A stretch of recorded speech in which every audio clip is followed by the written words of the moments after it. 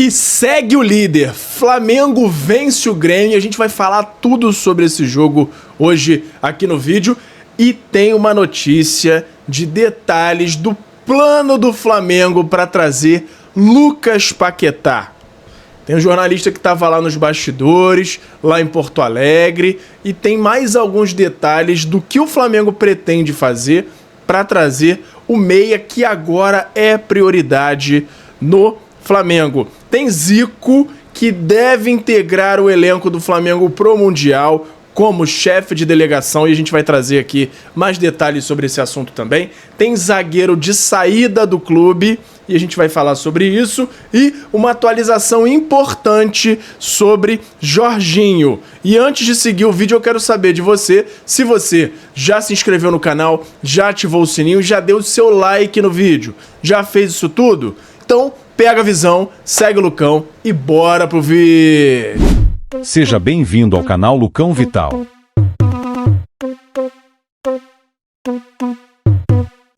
E fala galera, eu sou o Lucão Vital, estamos aqui hoje para falar tudo do nosso Mengão, todas as notícias para você ficar totalmente atualizado sobre o Mengão. Lembrando a você que se você quiser ficar bem informado todos os dias, você precisa ativar o sininho aqui para todo vídeo que eu fizer você receber uma notificação no seu celular e não perder nada do Mengão. Claro que antes disso, se inscreve também no canal e também dá o like no vídeo para o YouTube entender que você gostou e te indicar mais vezes a assistir esse vídeo, assim como me ajuda também a divulgar para cada vez mais gente o nosso canal, beleza? Além disso, me segue nas outras redes, no @LucãoVital no Instagram e no Twitter, e no @Lucão_Vital no TikTok e no Kawaii. Sem mais enrolação, Flamengo com uma vitória maiúscula para cima do Grêmio por 2-0, jogou muito bem, tomou um sustinho no final com uma defesa lá do Rossi, mas de forma geral o Flamengo foi dominante, venceu sem susto, com muitas boas atuações. Já já a gente vai falar os destaques aqui. Antes disso, tem a agenda do Flamengo, que já faz aquele treino de regeneração hoje, de recuperação física dos jogadores que estiveram em campo por mais tempo. Os outros jogadores treinam normalmente, assim como amanhã e na quarta-feira o Flamengo enfrenta o Juventude em casa. Então, depois desse jogo contra o Juventude, quinta e sexta-feira também. E no sábado o Flamengo enfrenta o Vasco em casa também. Então, essa semana inteira de Flamengo no Rio de Janeiro, um desgaste a menos por não ter nenhuma viagem envolvida. Então, essa é a agenda básica. Preciso confirmar qual é o dia da folga só, mas essa é a agenda do Flamengo para essa semana. Flamengo que nesse jogo contra o Vasco teve... contra o Grêmio, teve uma ótima atuação.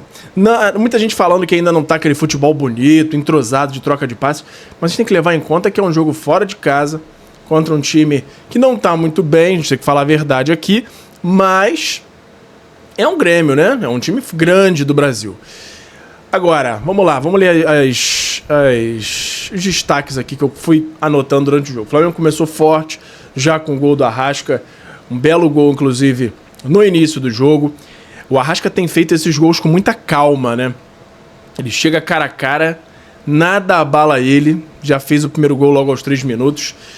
Michael com muita vontade logo no início do jogo, já correndo, se dedicando, mas a gente tem aquele ponto dele de muita afobação, querendo driblar demais, querendo driblar todo o lance, sem aquela parada para pensar que deve ser feito. Então, Michael ainda, para mim, não é um cara que deva ser considerado como titular do Flamengo. Teve também aquele lance que a bola bateu no braço do Gerson, que tem gente querendo dizer que aquilo é pênalti. Quem diz isso, me desculpa, mas não entende nada de futebol, porque primeiro que a bola resvala aqui no peito dele antes, e segundo que ele tá tirando o braço, ele tá justamente fazendo o movimento para não tocar. E a regra diz que a falta na defesa com o toque na mão é justamente quando o jogador amplia a área do corpo. E era o que o Gerson estava tentando não fazer, ele estava diminuindo a área do corpo para que a bola não batesse ali. E aí por isso é que o Ramon Abate Abel não marcou, ele que eu tive uma quase crítica dele antes do jogo, até que ele foi razoavelmente bem, porque teve aquele lance também do passe do Alexandro pro Arrascaeta, que ele entrou na frente da bola, tocou, e aí parou o jogo e deu a posse pro Grêmio. E eu não entendi aquilo até agora. Eu sou um defensor de entrevista coletiva para árbitro depois do jogo, porque esse jogo, com certeza, ele teria que se explicar o que passou pela cabeça dele naquele momento, porque eu não entendi nada. Sim, não tem como... Não consigo passar pela minha cabeça o que passou pela cabeça dele naquele momento. Teve um lance bizarro. Michael, já falei aqui. Flamengo no segundo tempo controlando bastante o jogo, tendo bastante posse de bola. O Grêmio até tentando alguns chutes de fora, mas só conseguiu chegar ao gol do Flamengo com chutes de fora da área. A torcida do Grêmio pé da vida com o time, com aquele Pavon. Eu acho, inclusive, bom jogador, mas a torcida do Grêmio pegando no pé dele sem parar, e aí o clima não tá legal lá pra eles, não. Mas pro fim do jogo, metade assim do segundo tempo, entraram Plata, Cebolinha, Plata e Cebolinha, né? E aí o Arrascaeta fez o segundo gol aos 22 do segundo tempo, também um golaço, foi controlando a bola, chegou na frente do gol, o zagueiro tendo que cobrir o outro lado, porque tinha um outro jogador, se não me engano, Bruno Henrique, para receber o passe, acabou abrindo a brecha. O Arrascaeta, com a maior tranquilidade do mundo, finalizou e sacramentou o placar para o Flamengo por 2-0. E aí os destaques individuais para mim do jogo, que são 5, tá? E 5 que não foram assim aquela que jogaram benzinho, não. 5 que jogaram muito no jogo de ontem. Primeiro, Léo Ortiz na zaga. Não passou nada, o cara tava soberano, onipresente, jogou demais. Léo Pereira jogou bem também, mas o Léo Ortiz, pra mim, foi um absurdo, jogou muita bola. Rossi no gol, muito seguro nas saídas de bola, como vem sendo de praxe dele, mas coroando com aquela defesa espetacular no finzinho do jogo, que o jogador bateu cruzado no outro ângulo e ele tirou. Uma defesa espetacular com a ponta dos dedos. Tem o De La Cruz tá vindo numa fase sensacional. Pra mim, é a melhor fase do De La Cruz com a camisa do Flamengo até o momento. E a gente vai falar até que tem um desdobramento aí da história da esposa dele, que deu a treta, né, que a gente comentou no vídeo de ontem. E o De La Cruz tá jogando muita bola. Onipresente, incansável, corre o jogo todo, com muitos acertos de escolha de passe. Ele é muito rápido, pensa muito rápido, e ele tá sendo um dos caras primordiais no meio-campo do Flamengo, coisa que ele não era até pouco tempo atrás. Ele era contestado, inclusive, como titular, mas ultimamente o De La Cruz tem jogado muita bola, ótimo pro Flamengo, e ele fazendo jus ao investimento que foi alto para a chegada dele ao Mengão. Outros 2 destaques absurdos desse jogo de ontem. Primeiro, Alexandro. O que ele jogou ontem não foi brincadeira. Ele dá uma solidez à lateral esquerda do Flamengo que não tem comparação. Alexandro jogou muita bola, mas muita bola. Jogou muito pelo Flamengo na partida contra o Grêmio. E para completar, é claro, 2 gols na partida. O maestro do Mengão, gênio da bola, Arrascaeta. E aí ele tá dando a resposta para todo mundo que ameaçou dizer que não seria uma melhor das opções a renovação dele agora. Com esse futebol que ele tá jogando, ele tá calando a boca de muita gente. Talvez seja já o momento do Flamengo garantir o Arrascaeta por mais alguns anos, agora que o empresário tá se colocando à disposição de renovar, para evitar qualquer imprevisto mais lá pra frente. Jogou muita bola, e o Arrasca deu uma palavrinha depois do jogo sobre a questão dele ultrapassar o Júnior na artilharia do Flamengo na história, com 78 gols. Com certeza, falar por si só, um lateral... Falou sobre o Júnior, né? Fala por si só. Um lateral ter feito tantos gols assim demonstra o tamanho da importância que ele tem pro clube. E eu, particularmente, fico muito feliz por continuar ajudando meus companheiros e esse grande clube. Então, foi bem tranquila aí a declaração do Arrascaeta, não podia ser diferente, né? Passou o Júnior aí na quantidade de gols marcados na história do Mengão. E aí teve a coletiva do Felipe Luiz, ressaltou a importância da segunda vitória fora de casa. Tem até um ponto importante aí, que o Brasileirão, até agora, nos 30 jogos que aconteceram, só teve 3 vitórias fora de casa. Das 3 vitórias fora de casa que tiveram no Brasileirão, uma delas foi Flamengo e Vitória, Flamengo e Grêmio, 2 das 3 foram do Flamengo, e a terceira foi o Palmeiras Sport roubadaço, que foi aquele pênalti lá no Rafael Veiga, que nem encostaram nele. Ou seja, todas as vitórias reais fora de casa do Brasileiro até agora são do Flamengo, e isso é um ponto muito importante a se ressaltar e foi levado muito em conta pelo Felipe Luiz na coletiva de ontem. Ele que nessa coletiva, em algum momento ele foi falado sobre o elenco, e aí ele falou, não, eu conto com todos os jogadores, etc e tal, e no meio dessa fala ele falou, conto com todos os jogadores, mesmo com essa chegada de novas peças no meio do ano. Ele falou, nessa pergunta, não tinham nem questionado essa possibilidade de reforços e tudo mais, não era sobre esse assunto a pergunta, mas ele colocou ali mesmo com a chegada de novos reforços no meio do ano. Então, Felipe Luiz confirmando que o Flamengo vai se reforçar agora nos próximos meses. E aí, ele voltou a falar ainda sobre a derrota na quarta-feira, sobre o Central Córdoba. E aí eu vou ler o trechinho aqui que ele comentou sobre essa derrota. Primeiro passo é reconhecer os erros. Eu reconheci para vocês e depois para os jogadores. Mostrei para eles. A gente nunca vai mudar o lado profissional, o lado passional do torcedor. O torcedor às vezes não come para conseguir ir ao jogo. Não tenho vergonha de dizer que errei em algumas decisões naquele jogo. Reconhecer isso é o primeiro passo. O fato de eles entrarem com confiança é por eles. São jogadores muito grandes que estão no Flamengo. Fez esse comentário aí, que legal. Reconheceu que errou. E aí, claro, ele não vai abrir para todo mundo o que ele considera que errou, mas é um passo muito importante para, como a gente falou, sobre o aprendizado. Porque o baque aconteceu em um momento que poderia acontecer. E aí a gente espera que o Flamengo tenha aprendido e não caia mais nessa armadilha e consiga se classificar com tranquilidade na Libertadores da América.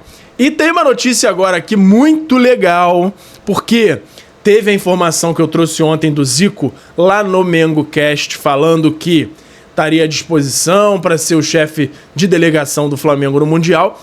E aí tem a informação de que a diretoria já trata isso como certeza. Vai levar o Zico como chefe de delegação para incentivar, para estar lá no meio dos jogadores, para compartilhar as histórias com os jogadores. Isso com certeza vai fazer o time ficar muito mais empolgado, muito mais inspirado a fazer um grande campeonato pelo Flamengo lá no Mundial.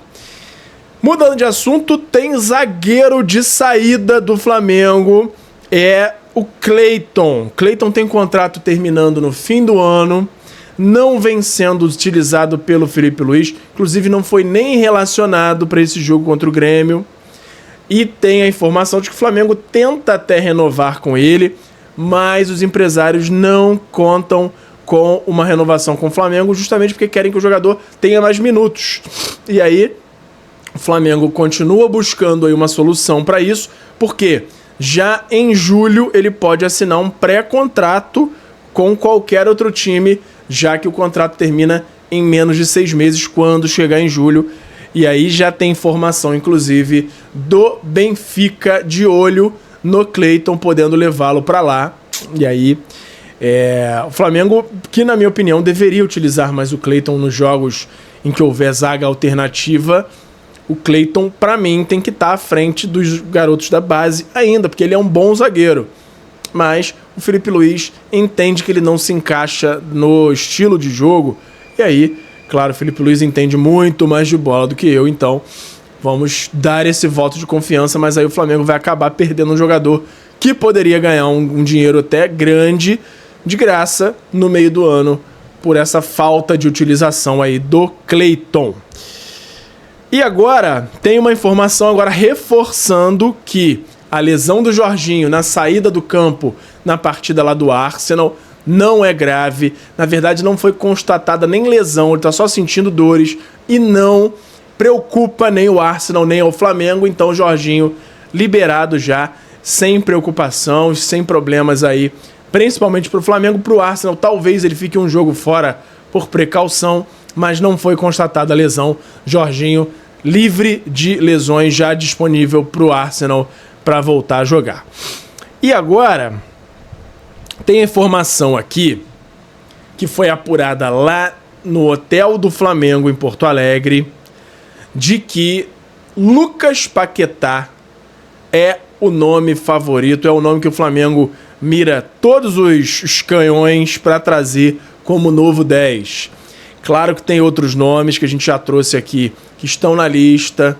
O Flamengo continua fazendo essa pesquisa para entender quais são os melhores nomes alternativos aí para essa camisa 10, mas o Flamengo trabalha e já faz todo um estudo de proposta, já tenta até alinhavar alguma coisa, acertar alguma coisa com o West Ham, para assim que sair a decisão da justiça, Lucas Paquetá ser anunciado pelo Flamengo. Então o Flamengo está se adiantando, está tentando chegar a um denominador comum já com o West Ham para trazer o Paquetá já no meio do ano.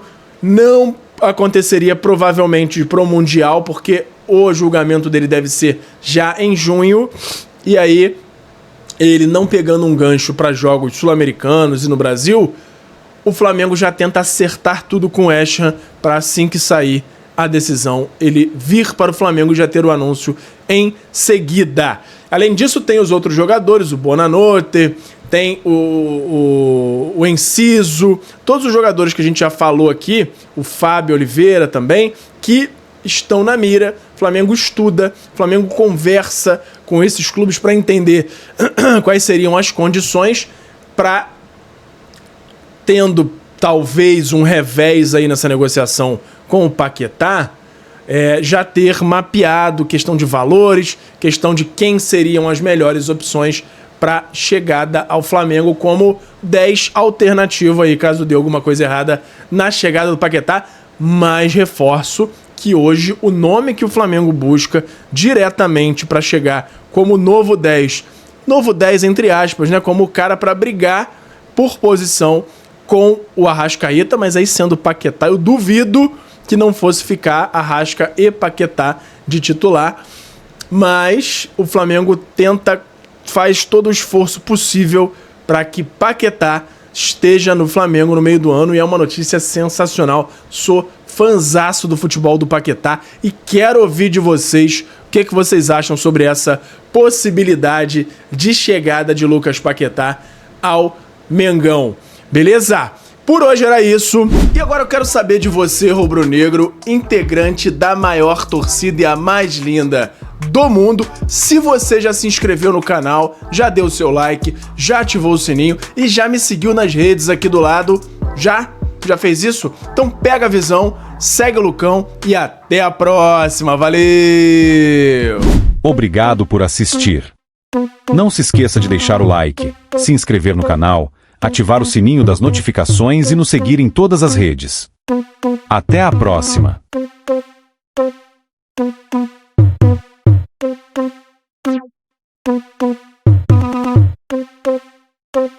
Thank you.